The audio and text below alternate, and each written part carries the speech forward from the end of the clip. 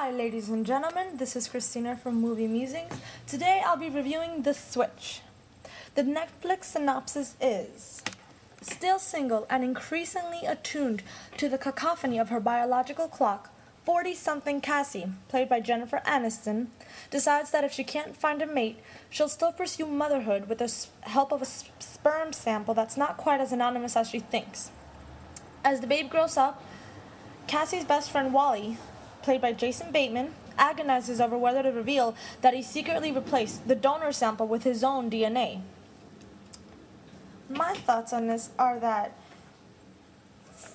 when I first saw the trailer, I predicted how the story would pan out. And you know what? At the very end of the film, I gave myself a little pat on the back because I was being correct. It's not to say I was bored or disappointed. In fact, the film was comical and poignant. I laughed, I cried, I lost 3 pounds. Jennifer Aniston's role, Cassie.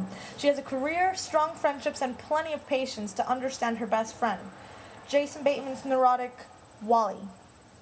In the very first scene, you can tell that Wally and Cassie are in love with each other, but will not divulge that tidbit. They're in denial even to themselves, but that's their defense mechanisms. Of course they tried to date many lifetimes ago, and of course it didn't work out. But there was this energy between them, so they stayed good friends. Even though she couldn't find a mate, Cassie was still determined to have a baby while she still could, so she found a willing and what she thought was a qualified sperm donor. You know, I like to think that the writers gave the rugged Roland, played by Patrick Wilson, every attribute that they thought would appeal to women in general. For one thing, he was the outdoorsy type. He preferred to rock climb instead of visit a museum. So naturally, he was in peak physical condition because of it. He had this beautiful smile, which was lovely. It really was. He was polite and charming, very handsome and very masculine. And of course, get this, he was a college professor of feminist literature. Wally had offered his goods to Cassie while she was still looking, but she tactfully turned him down because he was too neurotic and it would be weird, what with them being best friends and nothing more, He spoke to his best friend, his friend / boss, played by Jeff Goldbaum. He was wondering, why didn't she pick me? And he said, Cassie wouldn't know good sperm if it hit her in the face. Most people thought that Bateman's Wally was a downer, and most of the time he was, but Cassie appreciated his candidness. Then again, she was straightforward herself. So the night of her insemination party, under the comfort of too much alcohol, Wally goes into her bathroom and amuses himself by pretending to throw away the newly deposited sperm from its cup, until he actually does. So he's panicked, and all he could think about is, I gotta fix the situation. And in the best way possible that he thinks of, he does it. He deposits his own ingredient and blacks out.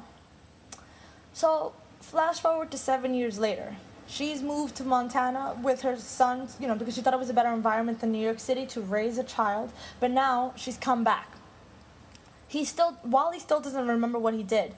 And now he's meeting up with Cassie and her 6-year-old son, Sebastian, brilliantly played by Thomas Robinson, on their move back to New York City. I think that people only see what they want to see, which is why it never occurred to Cassie or to Wally that the similarities in personality between Wally and Sebastian was no coincidence. Both of them would moan when they were eating their food because it was the way they expressed such enjoyment over what they were eating.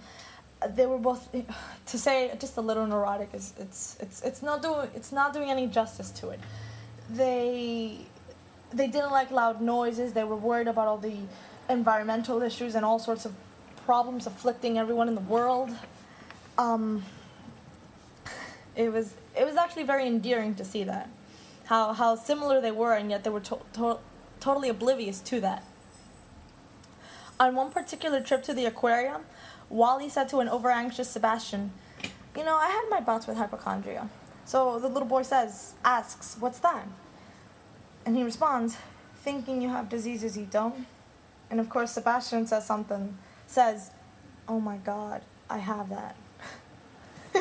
Oddly enough, he's the only one. That would be the only one that actually he did have, of all things. I felt that the film touches a few soft spots when you see that Wally would make an excellent father. That when he discovers that Sebastian is in fact his son, he would do anything for him, anything to be in Sebastian and Cassie's lives because they are his home. There's a particular episode where Sebastian had lice and there was no one able to care for him but Wally. And Cassie knew that she could count on him, so she asked him for the favor because she couldn't. And he did it. He did it just like a great father would, and it was very endearing. And also the fact that the little boy who was very introspective and closed off to a lot of people was very open and warm with Wally. You know, again, not a coincidence, just a very strong bond without them realizing why they had that strong bond. Overall, I give this movie an A. You know, it was predictable. I knew how it was going to end, but I'm not saying at all that it was a bad ending or that I was disappointed. It was a great movie all around. Thank you very much.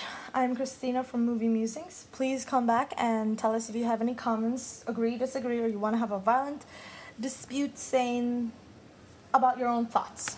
Thank you very much.